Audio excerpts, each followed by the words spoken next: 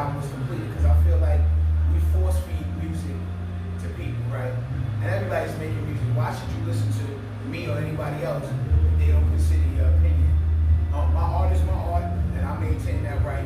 But I do also know that we're serving the people. I serve the people through my music.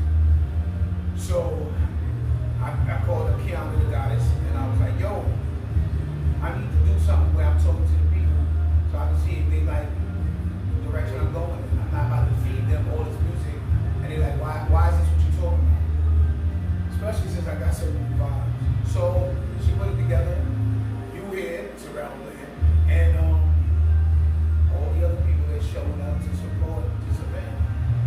And I'm not even finished, you know what I'm saying? The Wonder Twins and myself have been putting this album together in a way that when we're done, we've heard the voices of the people before they were force-fed the music. So they're already involved. They're already sitting at the table. They already know what's on the menu. They're just waiting for it to be served. And for me, that shows that I appreciate people appreciating my music. So I'm nothing but grateful for the grace and the mercy of the people who have met my musical journey. Because I don't want to tell a story that no one's interested in hearing. It's my story, but I'd rather tell you something first that you won't hear. Maybe after you know me enough, you'll care about. I went to the store today. So with that being said, do you feel like you're a new artist one more again? Yo, that's the most fire question I think I heard in a minute. I feel like I'm a new artist every hour. And you know why? I listen to everything. I still learn music like when I first learned music. A lot of people that I know that either came up with me or even now, they learn what they learn and they stop. And I think that's in anything, right? They think they know all there is to know. And music is ever changing. And of course, I went back to school again and got a degree in media communications. But in that curriculum, I added all musical courses. And I learned a lot of the history of music and how people didn't like people changing standards. People didn't like people playing things or adding this many layers to harmonies, right? Or adding this many notes to runs and being creative. But then there was a faction of people over here that loved it. Right. And digested it as intuitive and individualism at its best. The people saying, this is how I interpret this, and this is how I like you to hear me speak. We don't all speak the same way. We don't always speak the same language. But if we take the time to understand each other, at some point, we can communicate on a human level. So what I did learn is nothing is new. There are new ways of doing, but the idea of music is not new, right? So when you take that and you learn to unlearn, you then can say, it's great that way, but let me add this season and see how you like it. I'm glad you stated that, because, for an individual that has come out 20 plus years ago, right? I needed to highlight the 20 plus years ago. I find that artists, or better yet, let's say people that come from that 90s sound, right? At this point in their life, it can be just dealing with life or dealing with music. Let's highlight the importance of now saying, okay, I've always been the artist, right? I've done the back end, I've done the front, the back end, sound, but I still would like to, give the world, right, a sound, right? And I heard a lot. You said that you listen to all music, right? But I like the fact that, though you may have not said it, but I heard it, right? The fact that you haven't become this older, quote unquote, rapper, quote unquote, artist, quote unquote, right? Because I can go on, I can title you as right. But you didn't become this individual that says, I'm tired of this sound, man. The 90s, nah, dogs, we were in the 90s, and when we were in the 90s, there was a lot of bullshit in the 90s as well. How do you feel about that? I said a lot.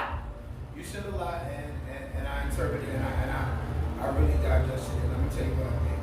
There are moving parts. I listen to a lot of records. My father, he was an unofficial DJ because he had children and he didn't want to go out into the community and DJ. He had to go to work. But at home, he had a room that you aren't supposed to be in when he's not there. That had nothing but records and reel-to-reels and turntables. So he was a huge part of my learning process, whether he knew it or not. Just sitting there wanting to be around my father, the music was there. I never listened to R&B until I was like 25. I heard it, but I didn't listen. Mm-hmm. So when I took my own time as a young adult to digest things, I realized that in the 70s, let's start there, a lot of the disco records, one band would come out and another band would have the same exact melody. They just would add different other instrumentation to ornament it to make it sound like they did something new and different. But they were copycats all the time. But I tell people this, copycats are okay because you're always emulating from day one. When you start day one, you don't have ownership of music. Music has been in existence since the 18, and so on and so forth. And we don't know what's documented in the caves. We don't know what entertainment they had. So when you take ownership of music, you emulate, again, you learn to unlearn.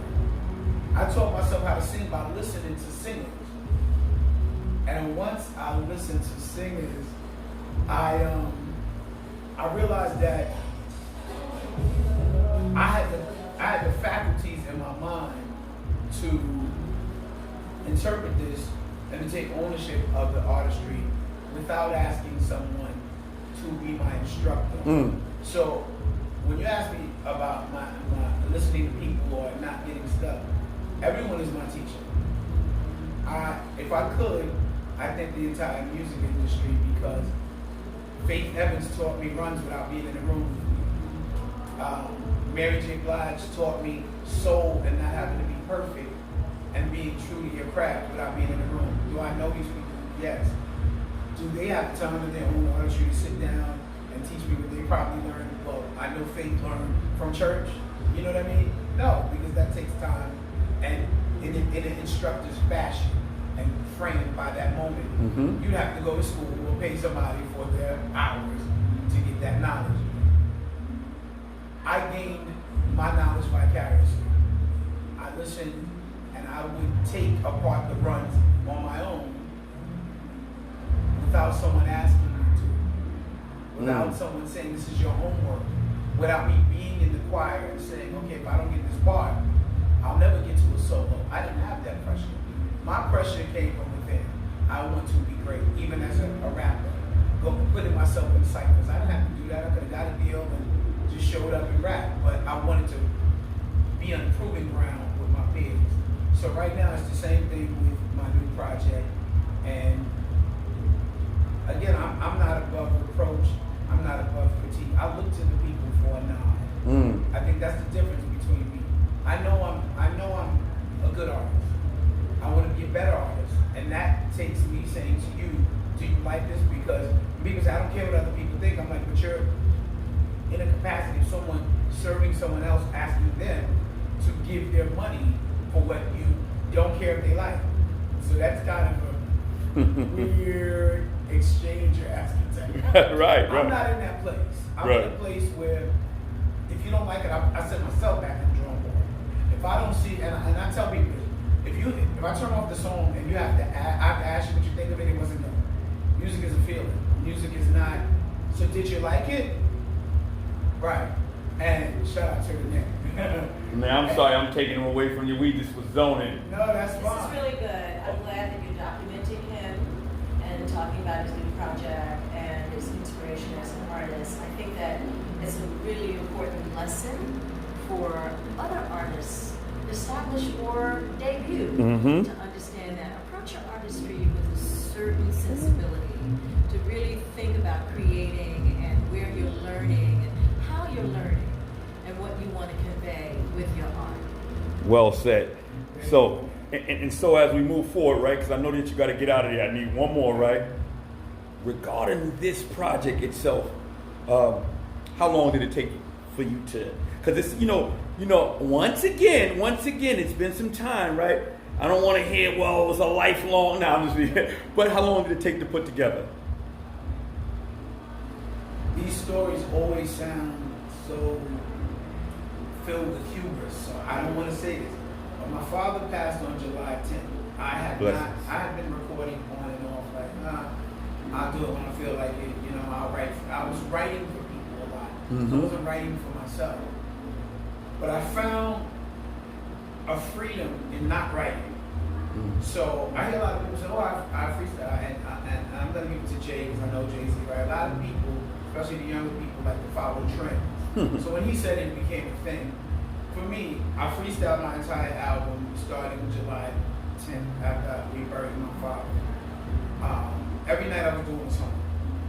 I recorded myself. I won't let anyone else record me. That started when I did Rakim's album. I'm on 5 songs with Rakim on the 7 Seal album.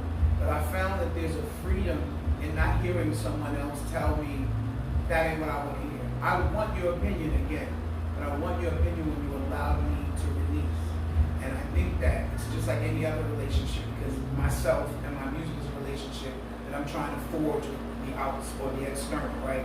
So at some point, I say to myself, I have to form my own thoughts before I can articulate to you who I am.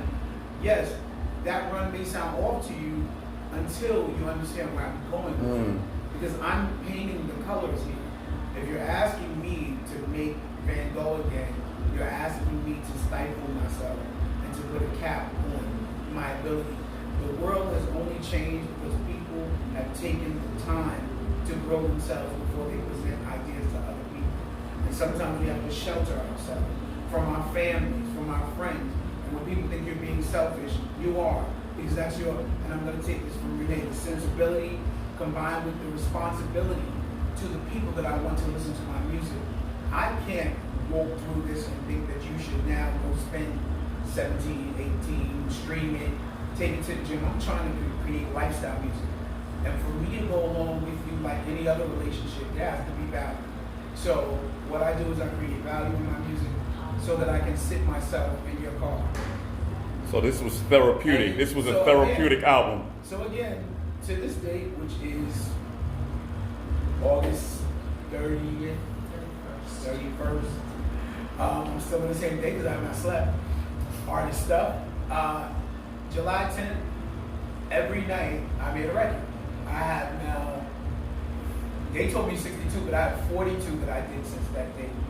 So, you know, to answer your question directly, I would say I'm the trip from July 10th to now, but I don't stop. I just did a song before I came from the gym. So I don't feel a end there yet. I just did a song for Monifa that you saw me talking on the phone. I have Freedom Lyles working on a version of it, and Frank Nitty from Trackmasters working on it. So I'm on 2 different calls, like, your version should sound like this. Your version should sound like this. Be you, but you give me commercial, you give me filtered, more Drake, more warm sounding music.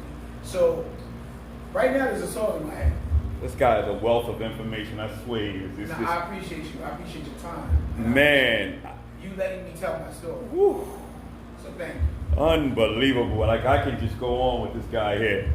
Unbelievable. I appreciate it. I want to state this. I met him a few days ago, right?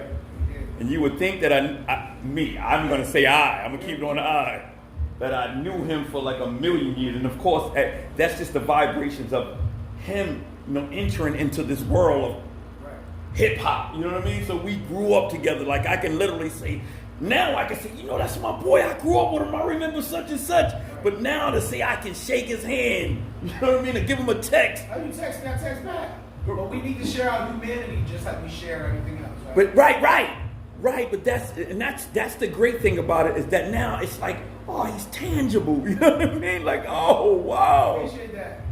That's where we go. We're going. We gone, man. We are gone. And I want to say this, sis. When I did meet him, right? Man, funny guy, had me on the floor, right? But he was like low key, right? So I said something, right? Now that the typical person would have took that to the heart, like, the fuck is, you know what I mean? Like, the fuck is he? You know, excuse my language, right? The fuck is he? But then he said, check how he said it. He just said, I am such and such, right? And it just let it echo throughout. You know what I mean? I said, yeah, man, spoken volume. And he said it lightly, spoken volumes, and I just became the ultimate fan after. Because it's not about me. No. But I have to. It is about you. It is about you. I'm here.